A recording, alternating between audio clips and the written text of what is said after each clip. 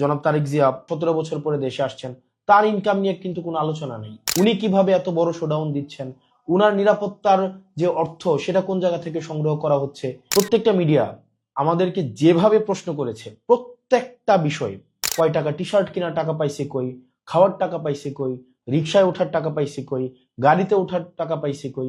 অথচ এই মিডিয়ার চরিত্রটাই দেখ। আপনি যদি গত 15-20 দিনে আপনার মিডিয়ার যে চরিত্র, মিডিয়ার যে আচরণ, সেটা যদি আপনি একটু দেখেন, কতটা বস্তুনিষ্ঠ অথবা কতটা নিরপেক্ষভাবে তারা কার্যক্রম পরিচালনা করছে, মানে তাদের যে আচরণটা, মিডিয়ার যে আচরণ, বিভিন্ন পত্রিকার আচরণ, মেইন স্ট্রিম মিডিয়ার যে আচরণ, তাহলে আসলে বাংলাদেশের মিডিয়ার চরিত্রটা সেখানে প্রকাশিত হবে। আপনি দেখবেন 5ই অগস্টের পরবর্তী সময়ে প্রত্যেকটা মিডিয়ায় যারা টকশো করে এবং টকশোতে যাদেরকে আমরা প্রতিনিয়ত দেখি, আমরা প্রত্যেকটা মিডিয়া আমাদেরকে যেভাবে প্রশ্ন করেছে, প্রত্যেকটা বিষয়ে আমরা টি শার্ট কোন জায়গা থেকে কিনি, কয় টাকা টি শার্ট কেনার টাকা পাইছে কই, খাওয়ার টাকা পাইছে কই, রিক্সায় ওঠার টাকা পাইছে কই, গাড়িতে ওঠার টাকা পাইছে কই, প্রত্যেকটা জিনিসকে যেভাবে প্রশ্নের মধ্যে নিয়ে এসেছে, এবং মিডিয়াতে এগুলো নিয়ে কেউ রেস্টুরেন্টে খাইছে, সেটা নিয়ে ঘন্টার পর ঘন্টা টক শো হয়েছে। আপনার গত আপনার জাস্ট এই কিছুদিন আগ পর্যন্ত টক শো হয়েছে। অথচ এই মিডিয়ার চরিত্রটাই দেখেন, বা যারা টক শো করছে এখন বিভিন্ন মিডিয়াতে, তাদের চরিত্রটা দেখেন। গত 15-20 দিন ধরে আপনি দেখবেন না যে তাদের এই এই আলাপগুলো এখন আর টক শোতে আছে।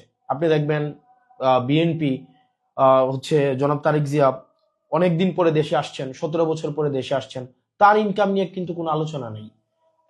এতদিন পরে উনি এসে আপনার উনার অর্থ কিভাবে সংস্থান হচ্ছে, উনার জীবন নির্বাহ কিভাবে হচ্ছে, উনি কিভাবে এত বড় শোডাউন দিচ্ছেন, উনার নিরাপত্তার যে অর্থ সেটা কোন জায়গা থেকে সংগ্রহ করা হচ্ছে, এই বিষয়গুলো কিন্তু নিয়ে কেউ প্রশ্ন করছে না। একজনও না। আপনি একটা ব্যক্তিকেও আপনি দেখবেন না সেগুলো নিয়ে প্রশ্ন করতে।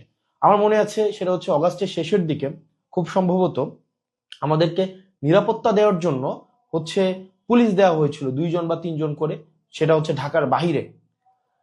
তো একটা জাস্ট একটা প্রোগ্রামে কোন একটা জায়গায়, তখন এই টকশোজীবীদের আমরা দেখেছি যে আহ, যে আপনার কি পরিমাণ উৎসাহ প্রকাশ করতে, যে রাষ্ট্রীয় অর্থ খরচ করে এভাবে নিরাপত্তা দেওয়া, বা এই অর্থ কেন সরকার বহন করবে। ঠিক এখন এই প্রশ্নটাই, যখন আপনার নিরপেক্ষতা কখন প্রশ্নবিদ্ধ হয়, যখন আপনার প্রশ্ন করার ক্ষমতা ব্যক্তি, স্থান, কাল বেঁধে পরিবর্তন হয়ে যায়। অর্থাৎ আপনি যখন ক্ষমতাকে প্রশ্ন করতে পারেন না। আমি এটা বলছি না যে আমাদেরকে প্রশ্ন করা কোনোভাবেই হচ্ছে আপনার অযাচিত হয়েছে, অনুচিত হয়েছে। সেটা ডেফিনেটলি সেটা খুব ভালো কাজ হয়েছে। আমরা চেয়েছিলাম সেটার চর্চাটা অব্যাহত থাকুক। অত্যন্ত দুঃখজনক বিষয় আমরা দেখেছি এই সাংবাদিকদের একটা বড় একটা অংশ আমাদের স্বাধীন সাংবাদিকতা করার অনুমতি চাচ্ছে, যে আমাদেরকে যদি অনুমতি দেওয়া হয় তাহলে আমরা স্বাধীন সাংবাদিকতা করব।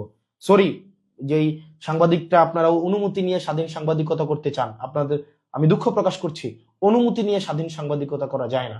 এবং আপনারা মিডিয়া যেভাবে চরিত্র হনন করেছেন, মিডিয়া যেভাবে আহ এই যে জুলাইয়ের যারা সম্পৃক্ত ছিল তাদেরকে ভিলেন বানানোর চেষ্টা করা হয়েছে, তাদেরকে অপাংতেয় বানানোর চেষ্টা করা হয়েছে, তাদেরকে নানাবিধ প্রশ্নের মধ্যে জর্জরিত করে তাদেরকে যেভাবে জনবিচ্ছিন্ন করার প্রয়াস আপনারা নিয়েছিলেন, তারাই নিয়েছিল যারা আওয়ামী লীগকে বিভিন্নভাবে ফেসিলিটেট করার চেষ্টা করেছে।